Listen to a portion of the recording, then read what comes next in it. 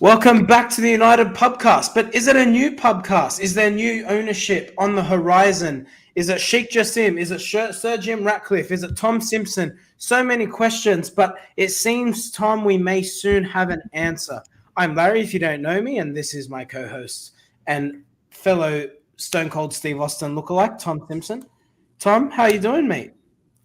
Well, good, mate. You say that in terms of we're getting closer. We've been saying that for how long? And obviously, 12 hours ago, our mood did sort of change in regards to our confidence of this sort of reaching a conclusion. Here we are a couple hours later, it might just sort of not be a sort of red flag or anything, or a sort of red herring, but sort of coming back to reality and thinking, no, hang on, this might actually have a couple more weeks to play out. So I did sort of share everyone's enthusiasm a few hours ago in terms of whatever side of the fence you sit on in regards to new owners, but the main thing in regards to current owners leaving. But you say, Larry, we're at an end game, but unfortunately, I'm a little bit hesitant to suggest we are. I can still see this, rightly or wrongly. I've got no information and no knowledge on how these things work, but I can still see myself here in 6 months having this discussion, unfortunately. Oh, Tommy boy, that's because you are a pessimist by nature and I am an optimist. But I think there is, look, I'll tell you why, and I'll tell the listeners why I think this one is going to reach a conclusion. And look, there is Mbappe there in the thumbnail. I'll get to all of that in a moment. But the major story that broke today, two key points. So Sheikh Jassim's father, Hamad bin Jassim Al Thani. Now, this is going to kill me. We need to find a nickname for his dad now because it's too long. His dad's name might as well be a newspaper, Tom. His dad's name might as well be a newspaper. It's that long. But on the topic of newspapers, Sheikh Jassim's father, Hamad bin Jassim Al Thani. Say that 5 times when you're drunk. So he owns half of a newspaper in Qatar. They're the ones that broke the story that the success of Sheikh Jassim bin Hamad Jassim's acquisition of Manchester United and the announcement of the deal is going to occur soon. Now, that's an Arabic translation. Surprise, surprise. I don't know how to read Arabic. But nonetheless, Sheikh Jassim's father owns half of the newspaper. So that's a key point. They're breaking the story. But that's the interesting bit. They're not breaking the story. They're reporting on other news. They're reporting on a gossip column. Like they're reporting on the story, but if you actually go back to the story, they're quoting another source, and that source, whether it's reliable or not, who knows? But it is coming from that paper. They are reporting on it, but it's not their news. But the key point here, the share price of Manchester United has gone up almost $18 per share. Now, if you're not familiar with how shares work, normally if there is a hint or a little bit of knowledge coming in to people who are generally shareholders, you'll find that there is going to be a trend. And that trend at the moment is going in an upward trajectory. Now, generally, shares will go up or reach their highest price point when people feel like a major change or a major announcement is about to happen. Now, there can't be any denial, Tom, regardless of this story. There has to be something in this. And the reason I say that is because you generally look, I do pay attention to shares because I'm someone who invests in shares myself. And that doesn't come with coincidence. Now, sometimes it does miss the mark. But I will say this. The fact that we saw the report of Sheikh Jassim's he's now overtaking Sir Jim. He's now confident given the latest bid. And now we're starting to see these little bits and rumors starting to all come together. What's your reaction to the news that is coming out? I think it's like if we sort of bring it back and sort of translate it back to sort of a transfer sort of rumor in terms of whether it's Mason Mount or an Mbappe or Wesley Sneijder back in the day, in terms of it sort of does have that feel in terms of my dog's not happy with the news at the moment. He's having a bit of a moan if you can hear him. Apologies about that. I'll ask on his thoughts on the ownership. But going back last week, it was Sir Jim Ratcliffe was in the lead, and now it's Sheikh Jassim. Now will shock you in 2 weeks' time if it swings back the other way. So it's one of these sort of transfer rumors. Now, it's playing out completely different in regards to a business transaction for sort of buying a football club compared to a player. It's completely different on a completely different scale. But in terms of 2 or 3 weeks ago, my feeling was Sir Jim was leading the race. And now after this little bit of smoke where there's seemingly a little bit of fire, it does look like Sheikh Jassim and Qatar are back in the lead. And if you're a betting man now, you'd say the Qataris are favourites now. That's without any knowledge of what is happening with the stock price and why that is happening. It does look in the last couple of hours it is on its way back down. Now, again, that might be natural. I have no idea. Someone in the chat or yourself could allude to me sort of why that is the case. But Yeah, just the current thoughts are it does look like Qatar are in the lead, but unfortunately, I'm just of the opinion that I can very well see myself in 2 weeks' time thinking, oh, Sir Jim's back in the lead, and we're just going to be doing this merry-go-round, and the Glazers are getting exactly what they want, an extra couple of dollars put on the price every single day. Look, I'm not so sure about that one, and this is where again I'm a bit split. So there's a very popular Qatari businessman, Zaidim Al Hamdan. Now he's the chairman of Armasight Group, which is supposedly a very big company in Qatar, and he congratulated Sheikh Jassim on his acquisition of Manchester United. Now again, this is someone who is Qatari. He lives in Qatar, seems to be in that upper echelon in terms of quote unquote elites. That's where the story, his tweet there, that's the actual origin of the news story in regards to that paper reporting on it. They were reporting on he said congratulations. The paper himself weren't confirming the news. They were saying this guy has said congratulations to Qatar. So that was the basis of where the news was breaking in regards to that story. Yeah, and Rob making it clear here, the never-ending story.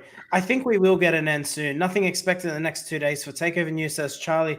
Look, I'm not sure about this one, to be honest. The fact is, everything that we've seen over the last 7 days has suggested that there will be a conclusion by the end of this week. So where do you sit based on your current feeling? Firstly, who is your favorite as we stand today? And secondly, when do you expect a conclusion? Because I think we do have to, regardless of our feelings, I think if we're pragmatic in our thoughts, there is going to be a conclusion sooner rather than later. Yes, but I've been saying that for 6 weeks. Every week there's a deadline. This Friday, we're reaching end of financial year. There's many reasons why this. Do you honestly think the Glazers care about the transfer window? They will say yes when they get what they want. They might say yes tomorrow. They might say yes in 12 months' time. It's when they get what they want. They have no interest in the future of Manchester United. Okay, and new owners, Sir Jim or Sheikh Jassim, they'll want to come in and they'll want to get this done as soon as possible for the transfer window. Of course, the Glazers are the ones with the keys. They have simply no interest. And in regards to going back, my hunch at the moment, of course, the hunch is definitely Qatar taking over in regards to the new evidence that's come to light. I just want a conclusion, whether that's Qatar or Sir Jim. It needs to come to an end because otherwise, forget what the Glazers, sort of their ambition and their desire, it will unfortunately impact our transfer window. And that's not good for Manchester United. At the moment, the only people who are going to win from this situation are the Glazers. Who we don't like that, but they're the ones who will win in this situation because they're going to get paid £5-6 billion or whatever. So they're the ones, regardless of what's happening, going to win. Manchester United might win in the future with new owners, but this transfer window, the longer this goes on, is going to hurt Manchester United in the immediate future. And that's where a new owner's immediate focus is, because they're going to come in and they're going to need to hit the ground running. Because if they come in and we don't qualify for top four or transfer flops or anything, everyone's going to be Qatar out or Sir Jim out. They're going to have to hit the ground running. And if they're starting behind the 8 ball in regards to starting too late compared to other clubs, here Liverpool signing players, Newcastle's going to be signing players, Arsenal might sign 100 million for Declan Rice. I just think they need to get out in front, and they're not being given the opportunity because the Glazers are milking this dry. The really interesting point here, and something that is solid news, is there are a bunch of investors in Manchester United, so current shareholders, who are threatening to take the Glazers to court in the event that Sir Jim Ratcliffe takes over. And the reason for that is, if you are following this story, is because they cannot understand. Sheikh Jassim, because let's remember the key differences between these two bids. Sir Jim Ratcliffe is offering to buy anything between 50 to 69% of Manchester United, effectively buying out the Glazers shares. Now, there's been some reports that suggest the Glazers may hold some sort of shareholder, an element of shares, but won't have full power. So depending on where you sit on that side of the argument, that's where the 50 to 69% scale is. But this is a really key point here. If the Glazers do not accept Sheikh Jassim's bid, which is for 100% of Manchester United, which would effectively make the club private once more, there are a bunch of hedge funds that are currently investors in Manchester United prepared to sue the Glazers because they would effectively be missing out on millions of pounds of payment themselves as investors, because their shares effectively would have to be bought out by Sheikh Jassim and his party, the 92 Foundation. So I think the Glazers, nonetheless, of where this goes, it has the potential to get really hairy if Sir Jim Ratcliffe does take over. Yeah, definitely. Look those legalities between the that 31% and the Glazer family, or if Sir Jim is to come in, all those legalities go extremely sort of way over my head in regards to the goings on there. But I do look at it also and think, again, without the details of the Qatar bid in front of me and exactly what they want, they're 100% in terms of the fine detail, in terms of official communication they've given us, it's still just 69%. It's 100% of the 69. So Jim Ratcliffe's is maybe 70% or 50% of that 69% sort of thing. So it's still very sort of up in the air in regards to the communication of what means what. But it's a tricky one at the moment. On the money. It's because of share manipulation. So if you think about it, so Sheikh Jassim wants to buy 100% of Manchester United. So I'm not across what the current regulation is in place in the US because I personally don't invest in the US stock market, but it has to be said there are different rules and different regulations and different ways where you can effectively buy shares, even if you, for example, the everyday person, own shares in Manchester United. There is an element where sometimes if you buy the majority, so if you don't know this, the Glazers hold B shares, which gives them voting power rights. If you're just an everyday investor or a shareholder, you have type A shares, which means you might make money out of the club, but you can't effectively make decisions about the day-to-day running. So this is where this gets interesting. Like you said, it's probably above our pay grade. Well, the interesting bit there, which I think you come back to in terms of the others having issues with the other 31% having issues with the Glazers and Sir Jim, those Class B shares, which hold 10 times the voting rights. If a non-Glazer member, a non-Glazer family member is to buy those Class B shares or a Class B share, it automatically converts into a Class A share. So it doesn't hold those voting rights. But what Sir Jim Ratcliffe supposedly wants, wants to buy those Class B shares, but remain as Class B shares. And I think that is also creating sort of a little bit of a hiccup because that 31%, if they wanted to buy purchase any shares off the Glazers previously, they would have turned into Class A shares. But Sir Jim wants to negotiate that as part of in terms of gaining control. And look, I assume in terms of all this in sort of threatening action and threatening to sue people will all come down to negotiations and sort of scratching people's backs. And I'm sure this thing is quite sort of common in regards to business dealings like this. But as I said, a lot of it does go over my head, and I'm a football fan. I want to see what players holding up our shirt. That's the main thing in regards to we have a product we want to watch on the football pitch, not sort of what stock prices are happening over in New York. So it's interesting. It's so pivotal for Manchester United and their future. Of course, so it is something we do have to keep an eye on. But it goes to show you where we are at the moment. We're looking there, and other clubs are looking at adding to the football pitch. We're not. Yeah, well, there are a few of you in the live chat. Thank you for joining us. Make sure to hit a like on that video because it is nearly my bedtime. But we're bringing you Manchester United news. Tom, the older I get, just the earlier I go to bed. I'm getting more and more pathetic as it is. But maybe by the time we wake up, there'll be a new development on this story. Let's bring it to the player side of things. Kylian Mbappe. Now, I don't know if this is a happy coincidence or not, but we saw there was obviously some links with, I'm forgetting his name now, the president of PSG has been involved with the Glazers, just in terms of advisory, which again feeds the narrative that Sheikh Jassim clearly is linked to Qatar. But nonetheless, let's not get into that. But the Mbappe, now this is a really interesting story that's broken coincidentally and simultaneously with the Sheikh Jassim news. Kylian Mbappe, we were told last summer he signed a 3-year deal. It's now coming out that it's a 2-year deal with an option in the player's favor being Mbappe. Mbappe apparently had a 1 August deadline to trigger that clause for the additional year to roll on. He's already come out publicly. He's told PSG he is not signing or accepting that option.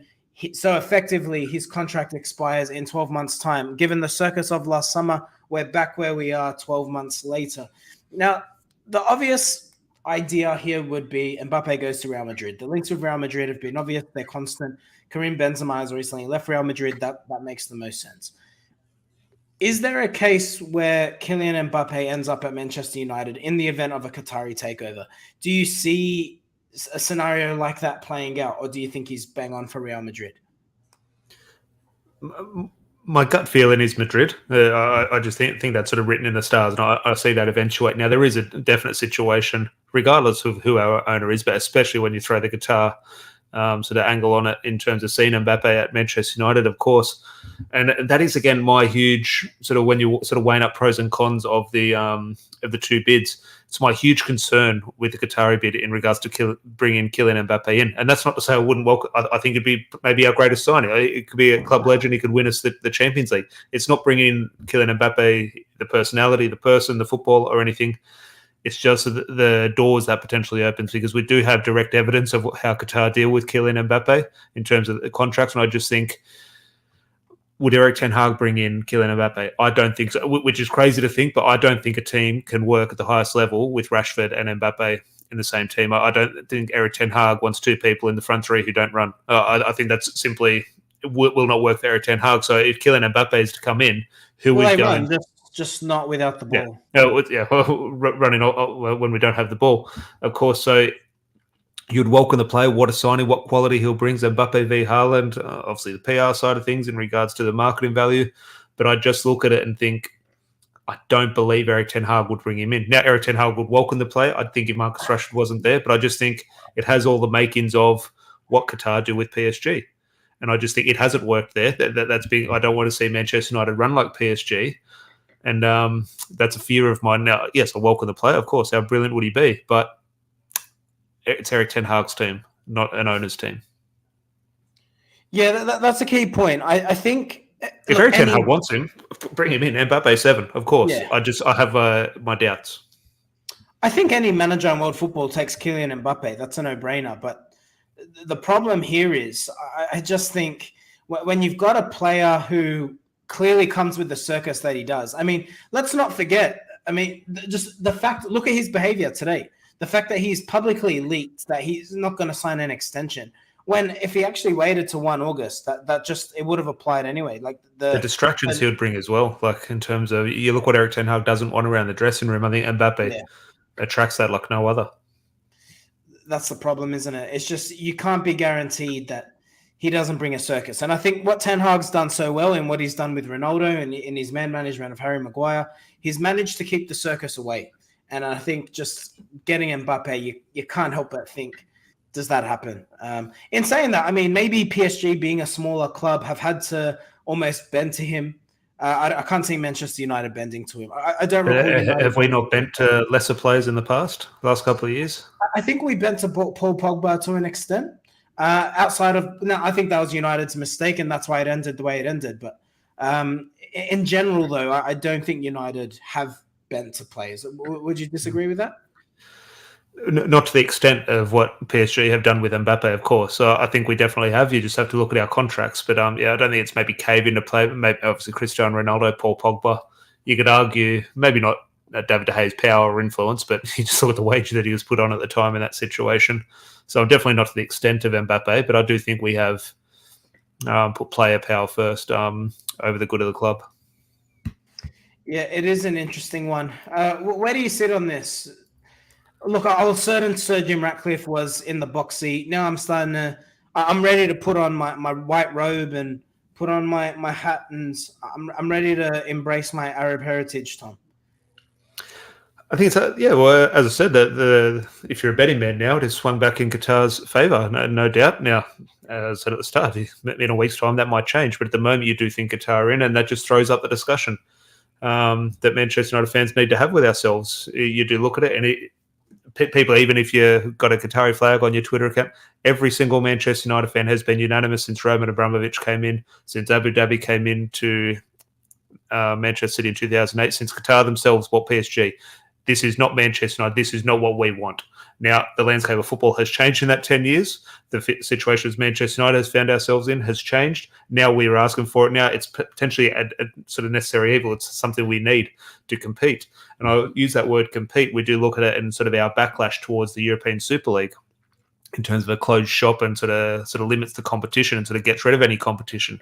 I think welcoming another state-owned team in the English Premier League, you can very well see in 3 years, 3, 4, 5 years' time, there's going to be no competition. It's going to be Newcastle, Manchester United, Manchester City running away with every single trophy. And I just think we're trying to get away from a Super League and try and keep that fair competition. I think if more state, and maybe if 20 state-owned sort of clubs come in, it'll be quite fair and will sort of even the playing field a little bit. But when there's only one or two in the league, I do think it sort of is a little bit of a closed shop competition-wise. But we're all fickle as Manchester United fans and as football fans. And as said, my preference out of the two bids, and this is where a lot of people sort of maybe don't listen to everything I say in regards to this, my preferred bid itself is the Qatar bid. That's my preferred bid. My preferred owner. Why do you prefer Qatar? Well, I just see as a situation we've found ourselves in the last 10 years, and you've seen what success takes at other clubs like a Chelsea, like a Manchester City. I see a direct path to success under Qatar. I think the way they'll do things in terms of the standards they'll set, the money that would be invested now, is that money going to come back and sort of give us 115 charges in 15 years' time? Maybe. We'll cross that hurdle later. Nah, mate, we're actually a big club. That doesn't happen to big clubs. Yeah, there's definitely that argument, but in terms of that, United turn over 300 million in revenue, or more, 600 million in revenue, and that's under the Glazers. So imagine what they do with financial backing. And the thing is, that's the brilliant thing about Manchester United. They almost don't even need owners who will pump money into the club. They just need to let the club spend the money it makes. And the Glazers don't even allow that. Yeah, no, I agree 100%. And that comes down to, well, we don't know what the rules will change in terms of those 115 charges for Manchester City. We don't know exactly what those 115 charges are. There's very sort of specific rules, like in terms of conflicts of interest. I think that is where Qatar would potentially run into an issue of just, obviously, the Premier League has just come out in regards to a salary cap discussion going to be happening between the clubs. As of today, now, I don't think anything will eventuate there, but that's an interesting thing. But Manchester United, in regards to financial fair play, we've spent more than anyone with the Glazers in charge. So I'm just thinking, yeah, that sort of does give you a sort of an inclination onto how things sort of would, the differences, I should say, from Sir Jim and Sheikh Jassim. But I'll go back to my original point in regards to the preferred bid of Qatar owning, or one owner. I know it's Qatar, the country, but let's put our Manchester United sort of bias hats on. It's one person, Sheikh Jassim, one person owning 100% of the club over Sir Jim's model. I prefer the Qatar bid, of course, and I see a direct path to success. I also then go back to my preferred owner, if he was coming in with this model, would be Sir Jim. In terms of, I know it's Ineos, but sort of what one private man in terms of running the club, because I'll go back to what Manchester United is at its core. The discussions we've been having for the last 10 years, and every single United fan has been unanimous in saying this is not the way forward. This is not what Manchester United do. We hate everything about Manchester City. And here we are, we're going to be them. When we win our next Premier League title, and we're state-owned, we've just had a discussion on our podcast in regards to why Manchester City feels a little bit empty. I wouldn't say it's going to be tainted, because it's going to be by the rules. We're not doing anything illegal. But when we win our next title, is it going to hit as hard as the last one? Maybe not.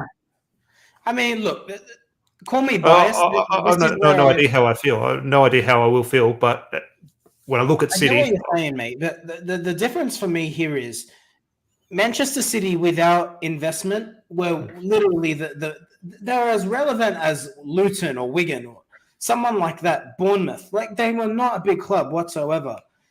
Honestly, like, no one spoke about them. And then now, just because they've got lots and lots of money, now obviously they've risen to prominence.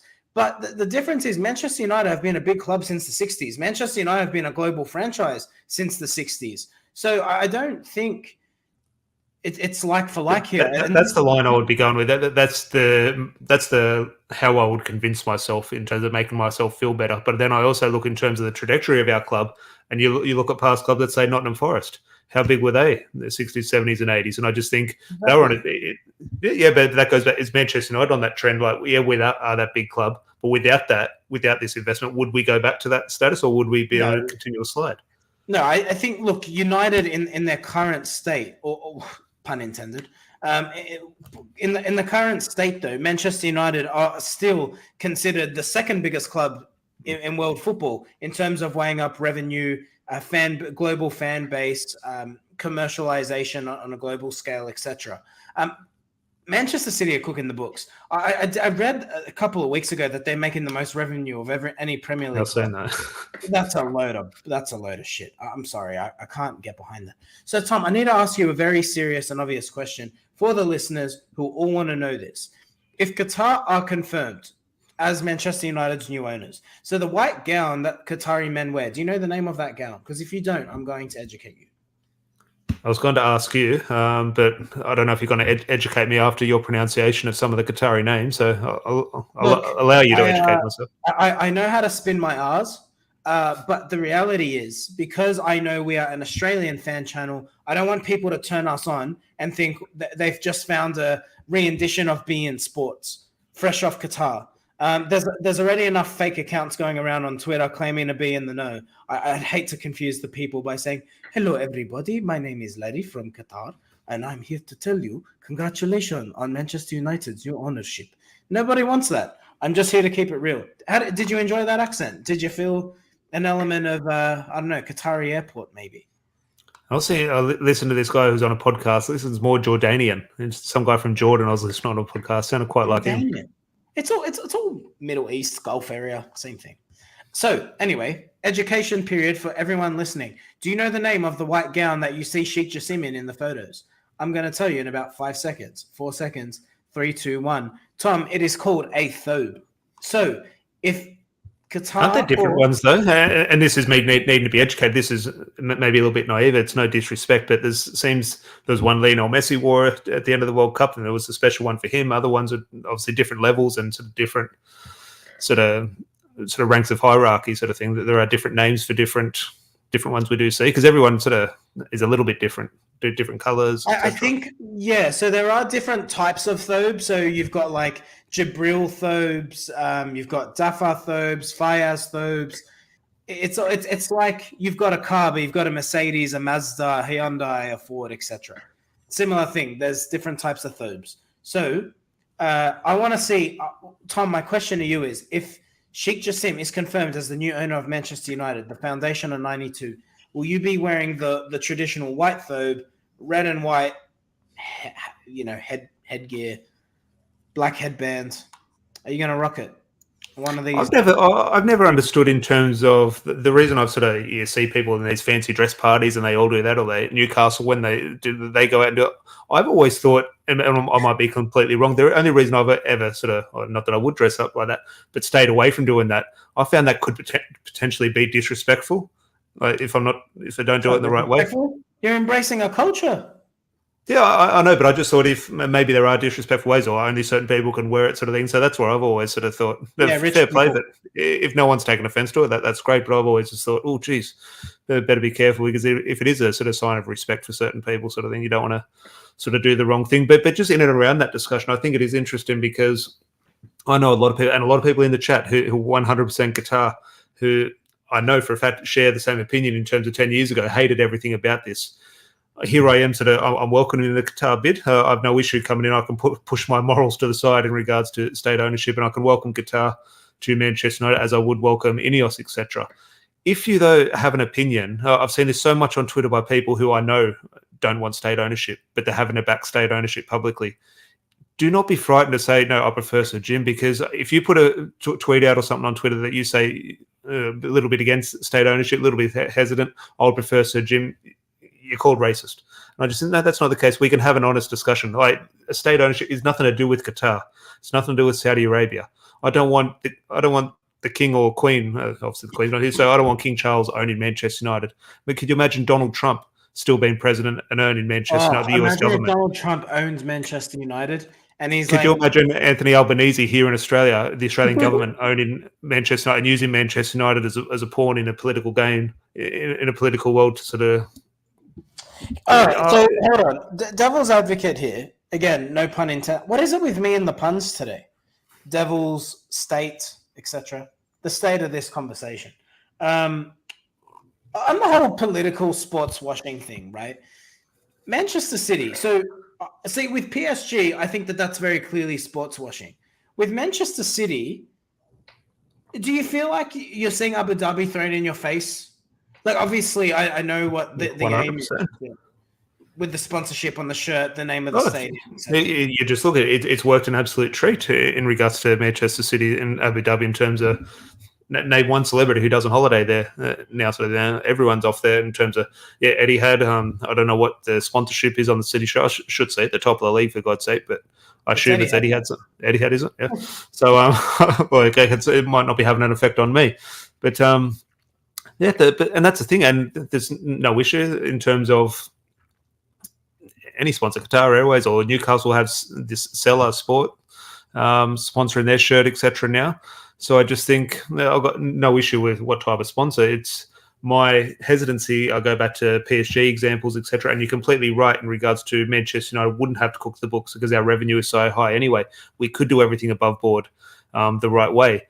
But in terms of what a sports washing project is, in terms of sort of changing the perception and getting your brand and image out there and using Manchester United in that way, there would be sort of, regardless of the rules in place, financial fair play, they would be going over the top and making sure, okay, Kylian Mbappe comes to Manchester United and financial fair play. Okay, there would be brown, and that's happening now. I'm sure Manchester United are sort of cooking the books behind the scenes. So I'm sure every club does it in sort of their own way. It's just the scrutiny on these ownerships are going to be sort of highly sort of magnified, especially a club the size of Manchester United. Newcastle are going to get called out in 5-10 years. Manchester City are currently going to get called out. And if it happens with Manchester United in 10-15 years, we'll be under the microscope. Now, Qatar could do everything above board. Hopefully they do. But the evidence we have from Abu Dhabi and PSG is cause for questions. Look, again, I think that the size of those clubs and the revenue that they make in comparison to United will point to that.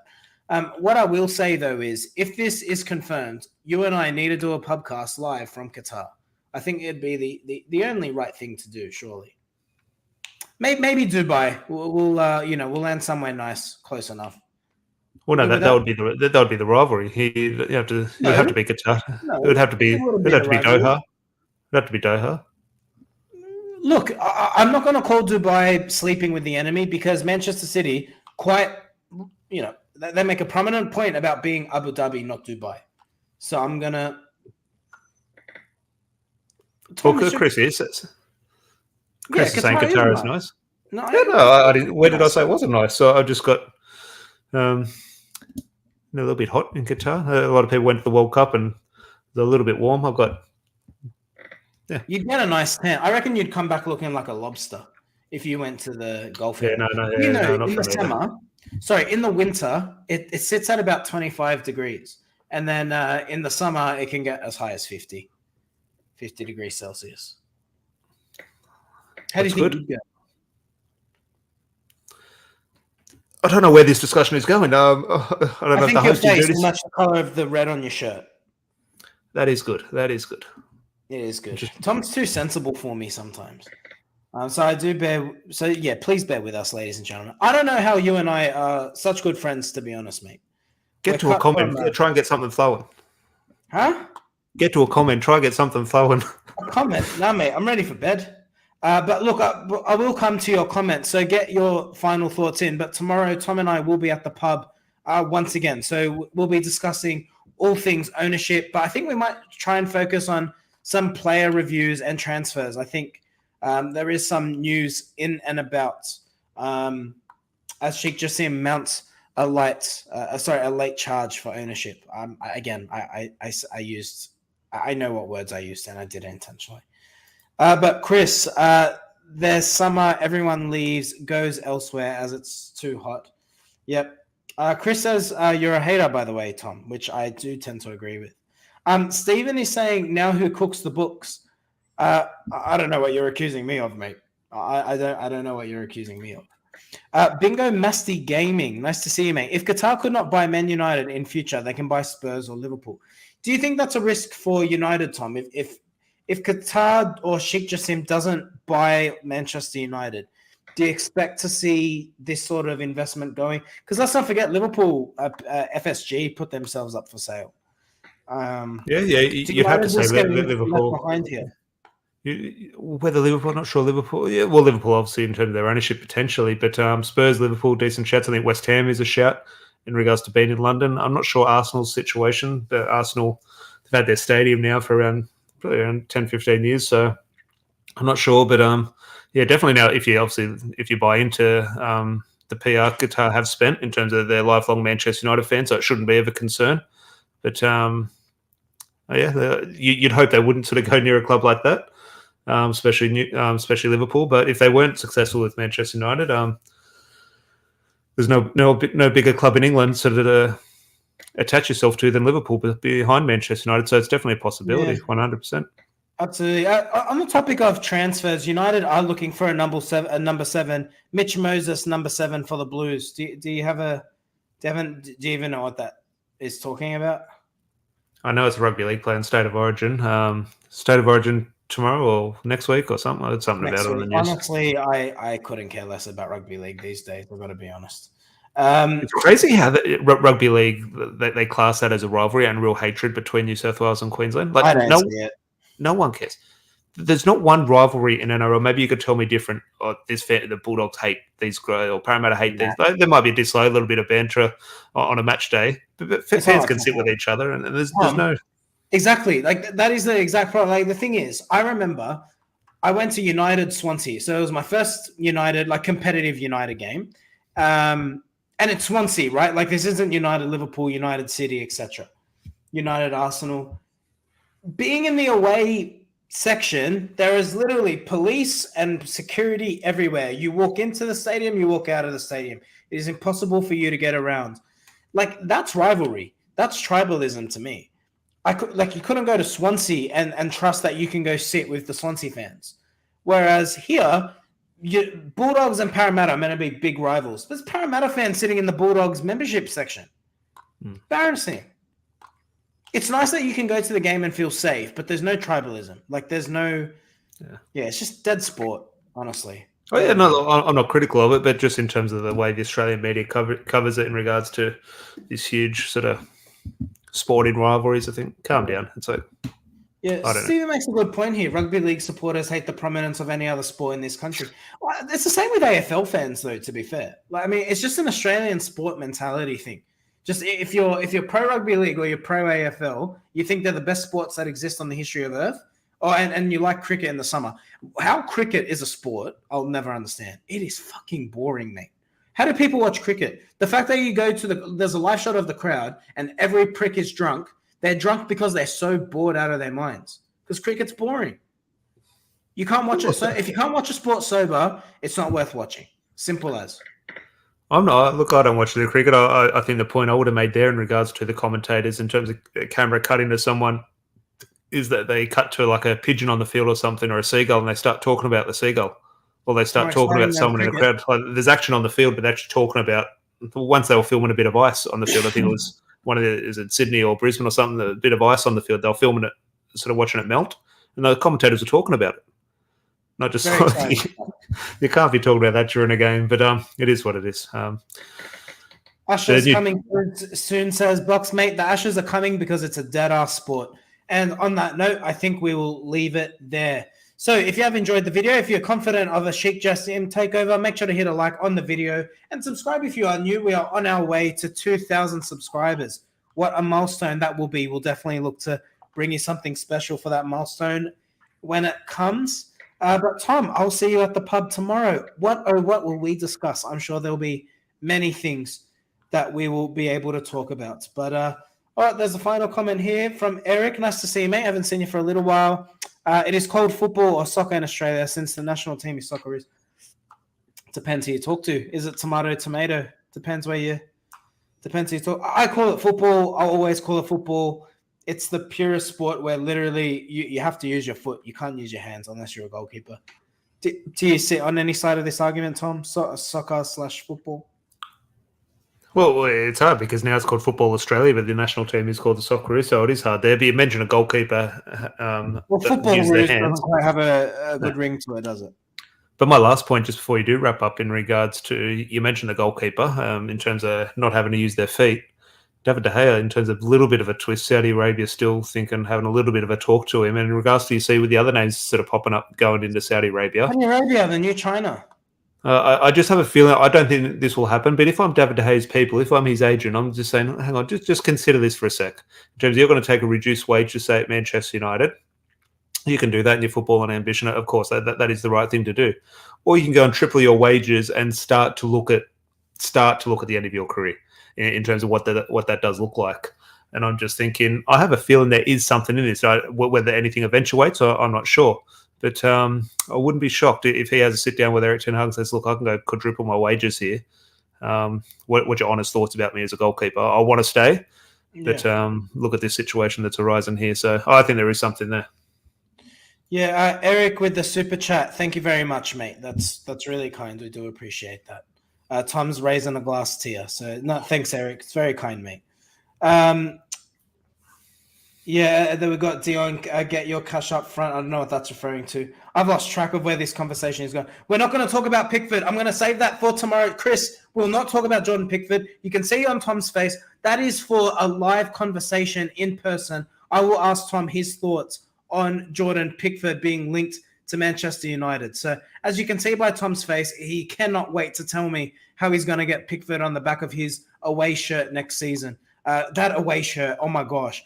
I've got some opinions on that, but we'll debate all things disastrous and good for Manchester United. But anyway, let's leave it there. Thank you to all of those who have tuned in. Like, subscribe, all that good stuff.